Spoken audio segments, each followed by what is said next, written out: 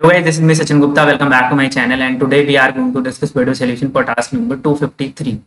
इस क्वेश्चन के माध्यम से सीक्वेंस सीरीज का एक बहुत ही प्यारा सा कंसेप्ट है जो रिवाइज होने जा रहा है आपका।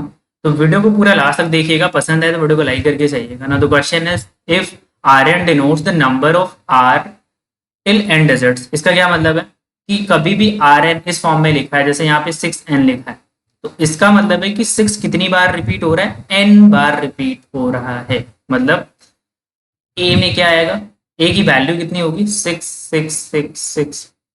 टोटल इसमें इस नंबर में कितने डिजिट होने चाहिए, n डिजिट होने चाहिए। क्यों? क्योंकि 6n बार रिपीट हो रहा है। सिमिलरली बी की वैल्यू जो गिवन है, इसका मतलब है इस डेफिनेशन के, इस नोटेशन के अकॉर्डिंग कि 8 जो है वो कितनी बार रिपीट हो रहा है, n टाइम्स रिपीट हो रहा है। इस नंबर में भी, बी में भी कितने डिजिट्स हैं, n डिजिट्स हैं।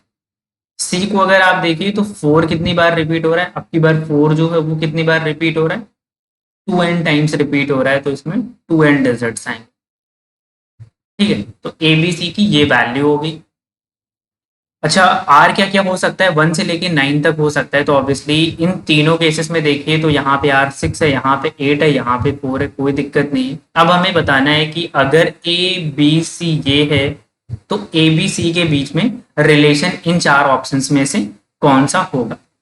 इस टर्म को देखने से आपको पक्का याद आना चाहिए कि सीक्वेंस सीरीज में ऐसा कुछ बिल्कुल आपने कर रखा है। कब कर रखा है मैं याद दिलाता हूँ थोड़ा आपको। आपने पक्की बात है ये वाली सीरीज सॉल्व करी होगी जहां आपको सम निकालना था 6 प्लस 6 6 प्लस, इस टाइप की सीरीज बेसिकली। ठीक है, जहां पे नंबर ऑफ डिजिट्स लगातार बढ़ते जा रहे थे और इस सीरीज का टिल एंड टर्म आपको सम निकालना था। तो आपने इसमें क्या किया था, nth टर्म ले लिया था। nth टर्म का मतलब है पहले वाले टर्म में क्या हो रहा है, 6 एक बार रिपीट हो रहा है, दूसरे वाले में 2 बार, तो nth टर्म में क्या हो जाएगा, 6n टाइम्स रिपीट होगा। ठीक है, जो कि a की वैल्यू है हमारे क्वेश्चन में। ठीक है, हमारे वाले क्वेश्चन में a की वैल्यू है 6n टाइम्स रिपीट हो रहा है। तो इसी को आपने एक फॉर्म में कन्वर्ट किया होगा जो ये होता है 6/9 इंटू 10 के पावर n-1। ये कैसे आया अभी मैं थोड़ी देर में आपको बताऊंगा। तो अगर tn इस फॉर्म में आपने लिख लिया, आप समीशन लगा देना n is equal to 1 to n। तो ये क्या हो जाएगा 10 के पावर 1 प्लस 10 का स्क्वायर प्लस 10 का क्यूब, और जीपी बन जाती थी, फिर सॉल्व हो जाता था इजी। तो हमारा जो टास्क है वो है कि a को हम इस फॉर्म में कैसे लिखेंगे। तो इसको एक एग्जाम्पल के थ्रू समझते हैं। मान लीजिए हमारे पास एक नंबर गिवन है 666, तो इसको मैं लिख सकता हूँ, 6 कॉमन ले लूँ तो 111 लिख सकता हूँ।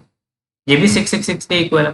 अब मैं क्या करूंगा, 111 को 999 में कन्वर्ट करने वाला हूँ, तो मैं 9 से डिवाइड कर दिया और ऊपर 9 से मल्टीप्लाई कर दिया।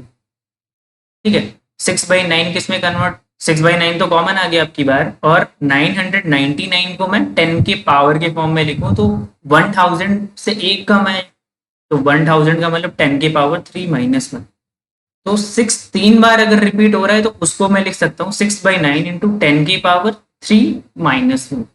तो अगर 6n टाइम्स रिपीट हो रहा होगा, मतलब जैसे कि a में है, a में 6n टाइम्स रिपीट हो रहा है, तो a की वैल्यू को मैं लिख सकता हूँ 6/9 इंटू 10 के पावर n-1। जब 6 3 बार रिपीट हो रहा होगा तब यहाँ पे पावर 3 था, जब n बार रिपीट हो रहा होगा तो पावर n है। ठीक है, बाकी कौन सा नंबर रिपीट हो रहा है वो यहाँ पे आता है, तो 6 रिपीट हो रहा है।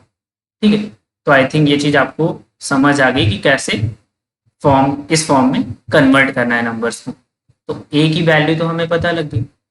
अब b क्या गिवन है, b गिवन था कि 8 जो है हमारा वो n टाइम्स रिपीट हो रहा है, तो b की वैल्यू हो जाएगी 8/9 इंटू 10 के पावर n-1। b भी पता लग गया। c क्या है, c में हमें गिवन है कि 4 जो है रिपीट हो रहा है कितनी बार, अब की बार 2n टाइम्स रिपीट हो रहा है, तो 10 के पावर में 2n आ जाएगा, और कौन रिपीट हो रहा है 4/9 इंटू 10 के पावर 2n-1। ठीक है, ए बी सी पता लग गया। अब इन तीनों के बीच में हमें बेसिकली ये पता करना है कि कौन सा रिलेशन स्टेब्लिश करेगी। अगर आप चारों ऑप्शंस पे नजर डालें तो वहां पे हर एक ऑप्शन में ए का स्क्वायर है, यहाँ पे भी देखिए ए का स्क्वायर है, यहाँ पे भी ए का स्क्वायर है, यहाँ भी, यहाँ भी। तो ऐसा क्यों है, यहाँ तो आप अगर रिलेशन के तौर पे देखें तो सी में देखिए क्या है, पावर 10 के पावर 2n है, तो ए का स्क्वायर कर देंगे तो यहाँ भी 10 के पावर 2n बन जाएगा। ठीक है, तो उस हिसाब से भी आप सोच सकते थे, या ऑप्शन से ए स्क्वायर करना ही करना है, तो इसका अगर स्क्वायर करेंगे दोनों साइड तो ए स्क्वायर आ जाएगा 6 square divided by 9 square into 10 के power 2n plus 1 minus 2 times 10 के पावर n। इतनी बात समझ आ गई। अब इसी वाली इक्वेशन में बी और सी को इंट्रोड्यूस करना है, तो वो कैसे कर सकते हैं, A square is equal to 6 square upon 9 square into यहाँ पे 10 के पावर 2n प्लस 1 को मैं लिख सकता हूँ 10 के power 2n minus 1।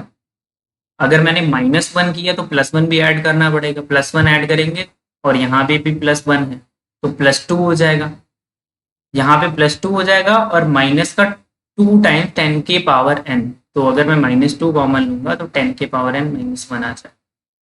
I think ये बात आपको समझ आ गई।